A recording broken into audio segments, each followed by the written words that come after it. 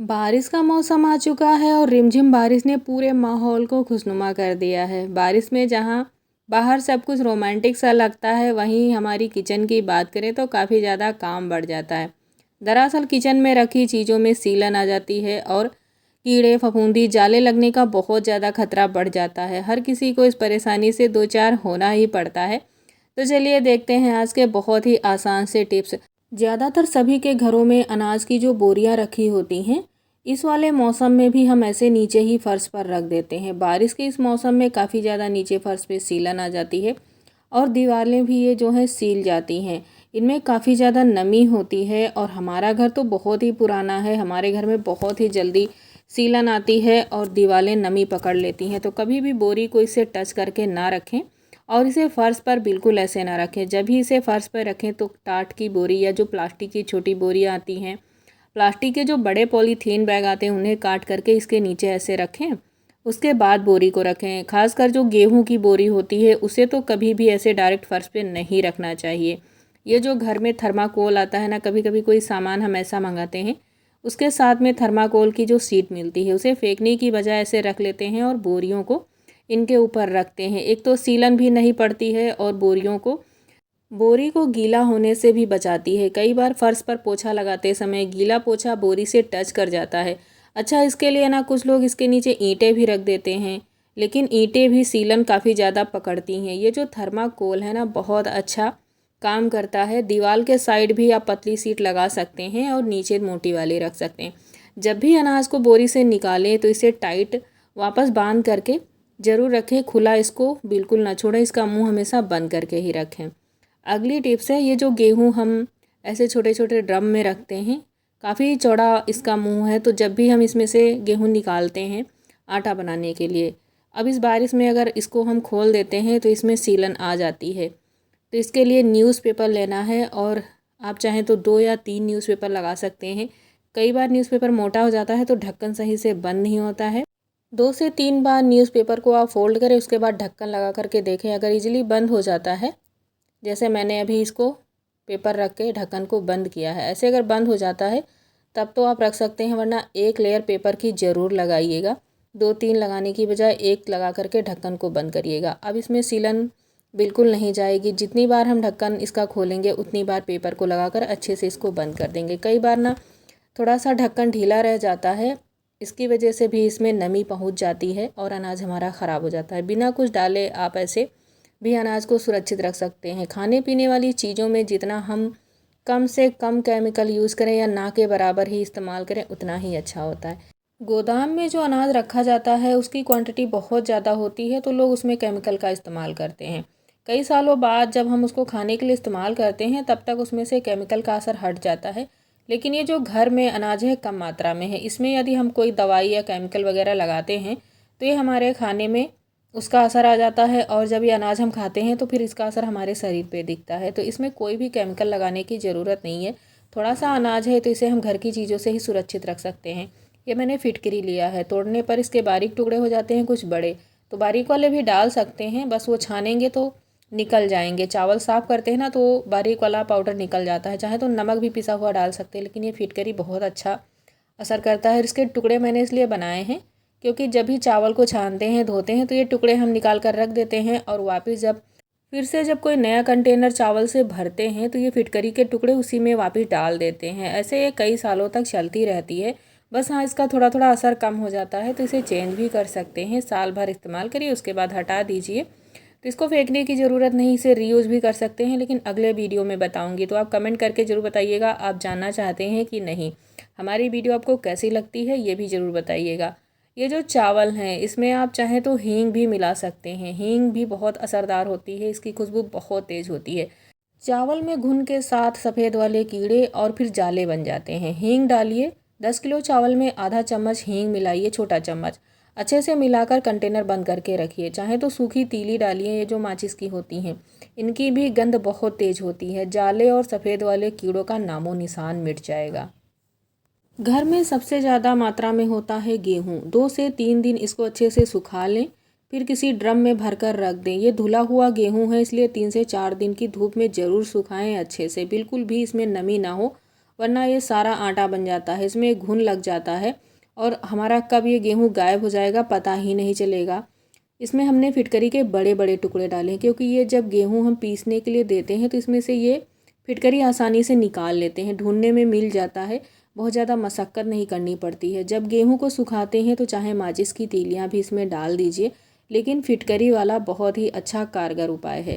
रोज़ के खाने में थोड़ा बहुत लहसुन तो इस्तेमाल होता ही है। जब भी लहसुन को छीलते हैं तो इसके छिलके को फेंकने की बजाय रख लेते हैं। ये जो इसका डंठल है इसको तो कभी फेंकते ही नहीं है, बहुत ही असरदार काम करता है अनाज को सुरक्षित रखने के लिए। ये लहसुन सूखा हुआ होना चाहिए, गीला बिल्कुल ना हो। 2 से 4 दिन का अगर आप ये छिलका ले रहे हैं तो 1-2 घंटे धूप में डाल दें। उसके बाद इसे किसी नेट के कपड़े में बांध लें। नेट का कपड़ा ना हो, घर में जो फटी पुरानी मच्छरदानी है उसको भी ले सकते हैं, क्योंकि इसमें से ना इसकी स्मेल बहुत ही असरदार निकलती है। कपड़ा थोड़ा सा मोटा हो जाता है। चाहें तो नीम की पत्तियों को भी सुखा सकते हैं, ये चावल में डाल सकते हैं। सफ़ेद वाले कीड़े तो बिल्कुल गायब हो जाते हैं। ये जो पोटली बनाई है इसको गेहूं के कंटेनर में अच्छे से नीचे दबा कर रख देते हैं। गेहूं में भी सफ़ेद वाला कीड़ा और घुन दोनों लगते हैं, बस घुन जल्दी लगता है, वो जो सफ़ेद वाला कीड़ा है वो थोड़ा सा कम लगता है। सोया बड़ी जब भी मार्केट से लेकर आते हैं इसे धूप में सुखाते हैं, चाहे ठंडी का मौसम हो या बारिश का, गर्मी का, कोई भी मौसम हो। ज़्यादा मात्रा में लाते हैं क्योंकि हमारे घर में बहुत ज़्यादा पसंद की जाती है। ये जो रेसिपी हैं इनका वीडियो आपको नीचे डिस्क्रिप्शन में लिंक मिल जाएगा, ज़रूर देखिएगा, बहुत स्वादिष्ट लगती हैं, ऐसे बनाइएगा, आपको ज़रूर पसंद आएंगी। हमारे घर में तो ये सबकी फेवरेट हैं, लेकिन इसमें कीड़े बहुत जल्दी लग जाते हैं। इन्हें धूप में सुखाने के बाद स्टोर करते हैं, उसके बाद भी कीड़े लग जाते हैं। तो फिर मैंने इसको धूप में सुखाना बंद कर दिया है। अब इसे हम थोड़ा सा भून लेते हैं बिना तेल डाले। धीमी आंच पर 5 मिनट भूनना है। छूने पर ये थोड़ी सी टाइट हो जाती हैं। अभी जब मैंने इनको छूकर देखा था तो ये सॉफ्ट थी। धीमी आंच पर भूनना है ताकि ये नीचे से जले नहीं। देखिए ऐसे इसमें हल्का सा लालपन जब आ जाता है तब आंच को बंद कर देंगे। इन्हें दूसरे बर्तन में निकाल कर रख देते हैं ताकि ठंडी हो जाएं।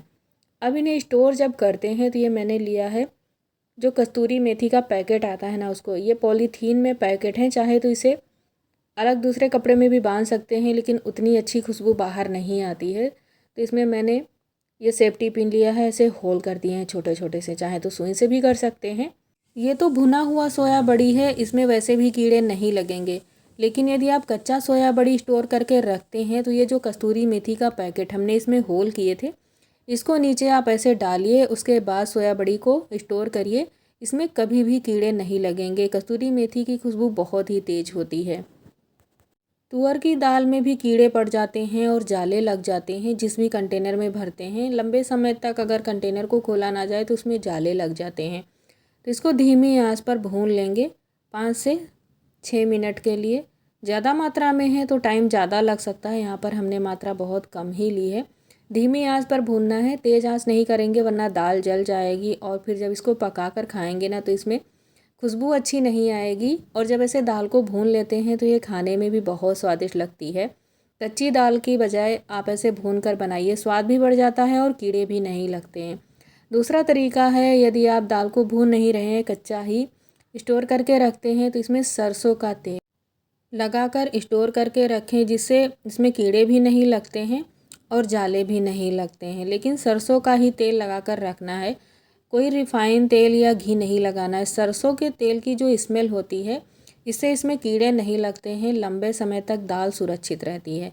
ऐसे दाल को हमारी मम्मियाँ भी सुरक्षित रखती थी।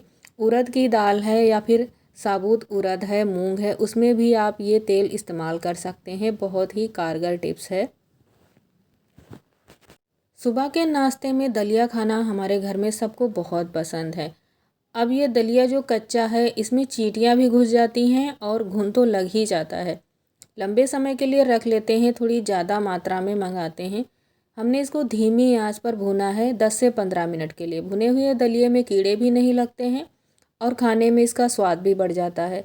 भुना हुआ दलिया में कीड़े तो नहीं पड़ते हैं लंबे समय तक, लेकिन चींटी पीछा नहीं छोड़ती हैं। तो चींटी को भगाने के लिए लौंग का इस्तेमाल करेंगे ताकि हमारी दलिया ये सुरक्षित रहे। ये जो किचन में होते हैं हमारे पिसे हुए मसाले, बारिश के मौसम में अगर ज़्यादा मात्रा में रखा हुआ है हल्दी या फिर मिर्ची, इसमें फफूंदी लग जाती है, ऊपर से जाले बनने लगते हैं, तो थोड़ा सा नमक डालिएगा आप इसमें, अच्छे से मिलाइएगा। ज़्यादा मत डालिएगा वरना खाने में जब इसे शामिल करेंगे तो नमक में तीखापन ज़्यादा आएगा।